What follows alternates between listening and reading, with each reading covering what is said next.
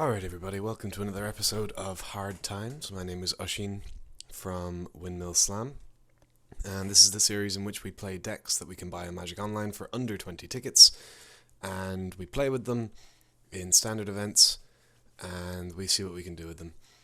Working together, you and me, with your suggestions and my, clicking and dragging cards around, we see if we can make something semi-competitive or something fun out of these cheapo decks.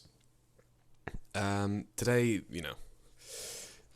this is not actually a deck that, it's not wacky, it's not off the wall, it's proven itself time and time again. It's basically a variant of Boss Sly, Budget Boss, as I'm calling it, and the only reason it's budget, the only thing that differentiates it, really, from the decks that have been doing well up as high as the Pro Tour, is, I didn't know what should go on the sideboard, and so threw random stuff in there.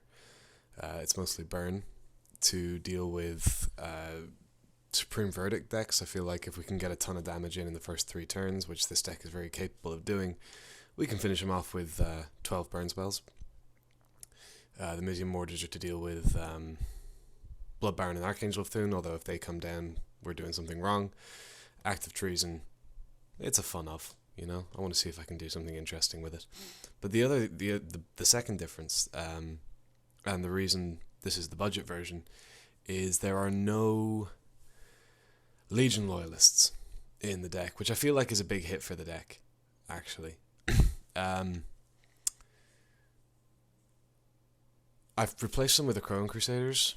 I say replaced, I have filled their slot with the Chrome Crusaders. I feel like we might be able to get some nice interaction out of the Titan Strengths and the Dyna Charges. The Dyna Charges, again, are me just screwing around. I want to see if they do stuff.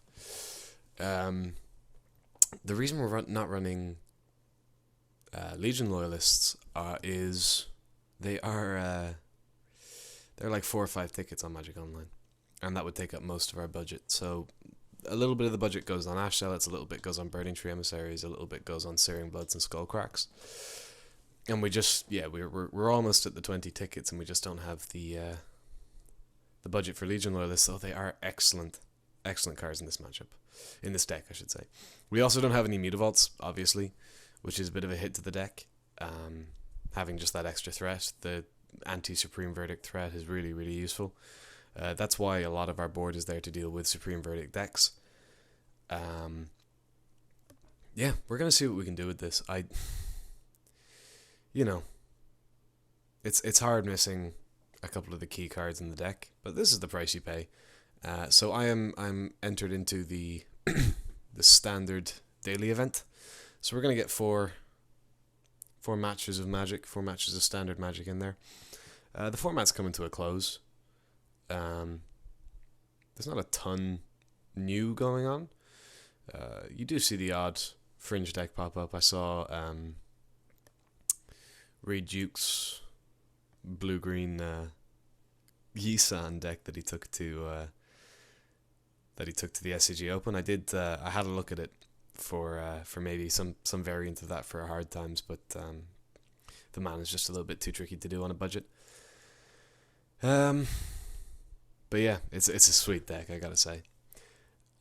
So yeah, you see the odd interesting thing coming out, but mostly it's the well-established decks duking it out against the other well-established decks.